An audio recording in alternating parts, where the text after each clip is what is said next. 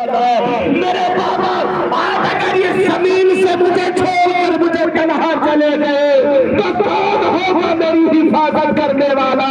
حسین نے گلے سے لگا کے کہا بیٹی، او سکینہ بیٹی، میں چلا جاؤں گا میرا پروردگار تیری حفاظت کرے گا، میں چلا جاؤں گا میری بہن تیری حفاظت کرے گی، میں چلا جاؤں گا میرا نانا مدینے میں آرام کرتے کرتے تیری حفاظت۔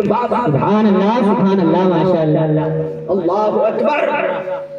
یہ دیکھو حسین اپنی بیٹی سے کیسے پیار کرتے ہیں یار، لہذا بیٹیوں کے ولادت پر کبھی ناخوش مت ہونا، آگے بڑھو۔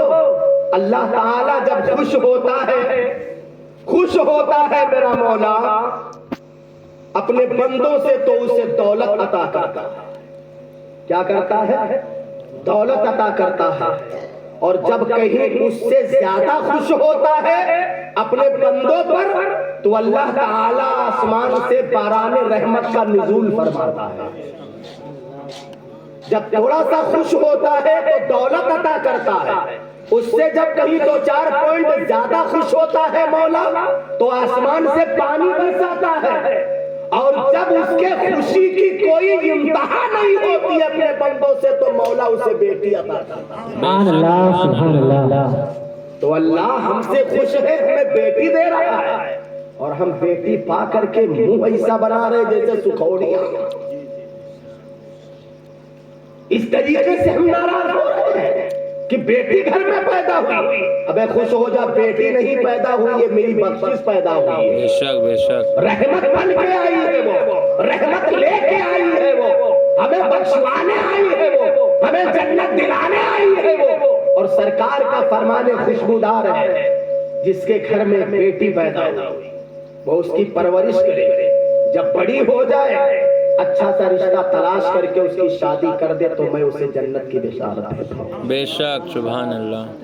اب اس سے زیادہ اور کچھ لوگے تم، اور جنت سے بڑھ کے اور کچھ لوگے؟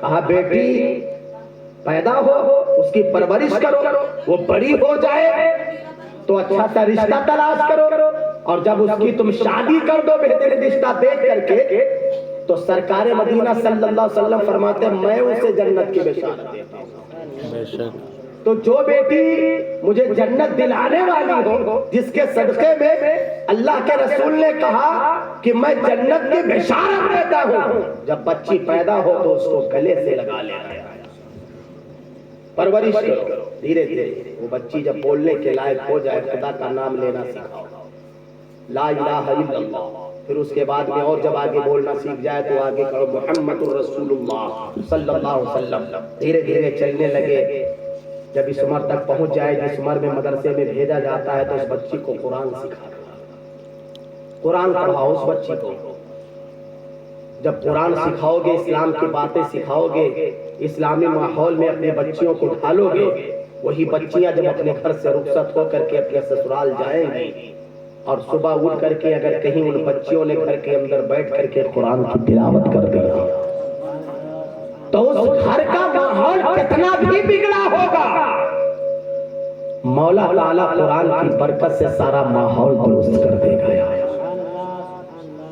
کیونکہ قرآن ایسی لاجواب کتاب ہے، ہر مرض کی دوا اس کے اندر موجود ہے، ہر مرض کی دوا قرآن کے اندر موجود ہے۔ اور ماشاءاللہ یہ تو رمضان شریف کا مہینہ چل رہا ہے، ہر لمحہ، ہر سیکنڈ میں نے پڑھا ہے کہ ہر لمحہ اللہ کے رسول صلی اللہ علیہ وسلم فرماتے ہیں 10 لاکھ گنہگاروں کی مولا مغفرت فرماتا ہے، بے شک، ہر لمحہ 10 لاکھ گنہگاروں کی مغفرت مولا فرماتا ہے۔ تو بتاؤ 1 منٹ میں 60 سیکنڈ ہوتے ہیں، کتنے؟ زور سے بولو، 60 سیکنڈ ہوتے ہیں نا، تو 1 سیکنڈ میں اللہ تعالیٰ 10 لاکھ گنہگاروں کی مغفرت فرماتا ہے۔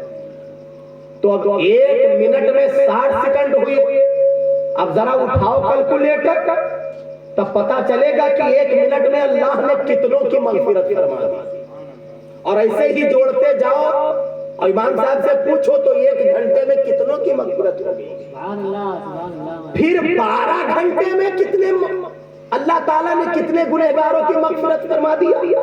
اور پھر راتوں دن ملا کر کے یہ نہیں کہ صرف دن ہی میں رحمت ہے رات میں نہیں, یا رات ہی میں ہے دن میں نہیں, 24 گھنٹہ اللہ کی رحمت برستی ہے. بے شمار رحمت ہے اس مہینے میں, اور کوئی لمحہ خالی نہیں ہے جس میں گنہگاروں کی مغفرت نہ ہوتی ہو. تو اب 24 گھنٹے میں اللہ کتنے گنہگاروں کی مغفرت فرماتا ہے, کوئی اندازہ لگا سکتا ہے؟ نہیں. اب آگے حدیث پاک دیکھو, سرور کونین صلی اللہ علیہ وسلم فرماتے ہیں کہ